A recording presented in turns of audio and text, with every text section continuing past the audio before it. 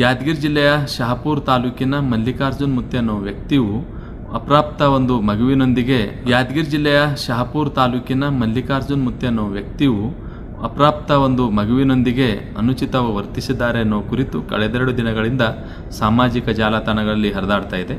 ಆ ವಿಷಯಗಳನ್ನು ಆಧರಿಸಿ ಕರ್ನಾಟಕ ರಾಜ್ಯ ಮಕ್ಕಳ ಹಕ್ಕುಗಳ ರಕ್ಷಣಾ ಆಯೋಗವು ಸ್ವಯಂ ಪ್ರೇರಿತವಾಗಿ ಪ್ರಕರಣ ದಾಖಲು ಮಾಡಿಕೊಂಡಿದೆ. ಆ ವಿಷಯಗಳನ್ನು ಆಧರಿಸಿ ಕರ್ನಾಟಕ ರಾಜ್ಯ ಮಕ್ಕಳ ಹಕ್ಕುಗಳ ರಕ್ಷಣಾ ಆಯೋಗವು ಸ್ವಯಂ ಪ್ರೇರಿತವಾಗಿ ಪ್ರಕರಣ ದಾಖಲು ಮಾಡಿಕೊಂಡಿದೆ. ಆ ವಿಷಯಗಳನ್ನು ಆಧರಿಸಿ ಕರ್ನಾಟಕ ರಾಜ್ಯ ಮಕ್ಕಳ ಹಕ್ಕುಗಳ ರಕ್ಷಣಾ ಆಯೋಗವು ಸ್ವಯಂ ಪ್ರೇರಿತವಾಗಿ ಪ್ರಕರಣ ದಾಖಲು ಮಾಡಿಕೊಂಡಿದೆ.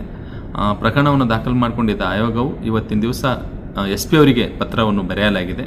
ಖುದ್ದಾಗಿ ಪರಿಶೀಲಿಸುವ ಮೂಲಕ ಆ ಒಂದು ಕಾನೂನಿನ ಕ್ರಮ ಕೈಗೊಂಡಂಥ ಕ್ರಮದ ವರದಿಯನ್ನು ಆಯೋಗಕ್ಕೆ ಸಲ್ಲಿಸಬೇಕಂತೇಳಿ ಈಗಾಗಲೇ ನಾವು ಕೋರಿದ್ದೇವೆ. ಹೀಗಾಗಿ ಸೂಕ್ತ ಕ್ರಮ ಜರುಗಿಸುವ ವಿಶ್ವಾಸ ಆಯೋಗಕ್ಕಿದೆ.